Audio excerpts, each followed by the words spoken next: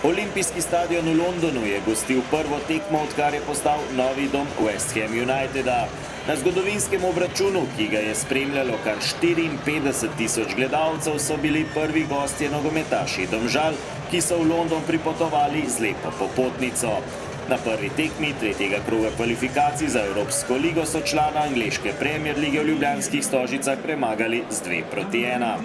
Luka Elznar je na igrišče poslal isto enajsterico kot teden dni prej, na drugi strani pa je Slaven Bilić opravil dve zamenjavi.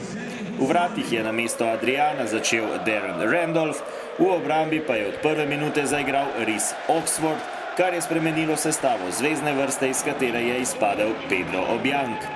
Domžalčani so v spomin na nedavno preminula nogometaša Maribora, Damjana Marjanovića in Zorana Beljaka tekmo odigrali s črnimi trakovi na rokah.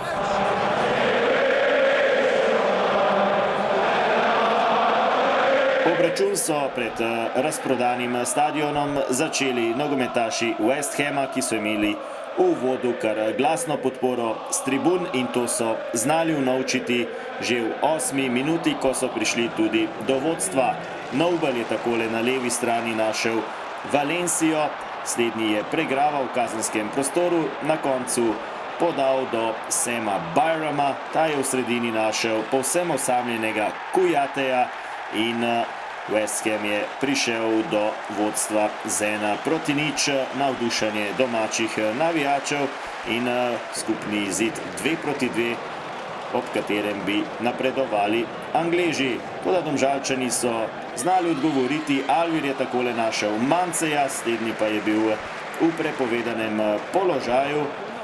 V 25. minuti pa nova akcija West Hama, Carroll na desno stran do Antonija, predložek nazaj do Carrolla, ta je lepo žogo spustil do Kujateja in West Ham je povedal z 2-0. Domžalčani so bili še vedno v igri, kajti ob doseženem golu bi tekma šla v podaljšek in takole nova priložnost, napaka Carrolla, do strela Lukas Mario Horvat, ki pa je meril previsoko. 33. minuta, znova pri žogi Horvat, lepo se je otresel Nobla, podal proti Manceju, ta je uvidel, da je Randolph izven svojih vrat, poizkušal je strelom z glavo, toda vratar West Hama se je pravočasno vrnil. In še 38. minuta, Feguli iz kota, odbil je Horić, pred vrata je vrnil Valencia, potem malce zmede pred golom, streljal je Feguli, odbil je Brači, na koncu pa žoga čez gol, streljal je Valencia. Prvi polčas se je torej končal z vodstvom 2-0 za West Ham. V drugem delu dober začetek Domžalčanov, prva priložnost v 49. minuti, Brači proti Alvirju, znova na pravem mestu Darren Randolph. Minuto pozneje nov napad rumenih, Horić do Črnica, močan strel Mariborčana, toda na pravem mestu znova vratar Randolph. V 53. minuti zamenjava sodnikov, poškodoval se je sodnik Freddy Fotrell, ki je sodil tudi svojo zadnjo tekmo v karieri, namesto njega je piščalko prevzel četrti sodnik Lionel Žafredo. 66. minuta, Noble na desno stran do Antonija, predložek pred vrata, Feguli z glavo mimo desne vratnice. 3 minute pozneje, nov napad Domžalčanov, Balkovec za Črnica, dvojna podaja s Husmanijem, nevaren poizkus, Črnica odbil je Randolph, na koncu pa Morel mimo leve vratnice. V 70. minuti proti napad West Hama, Valencia za Fegulija, ta pa z 20 metrov mimo desne vratnice.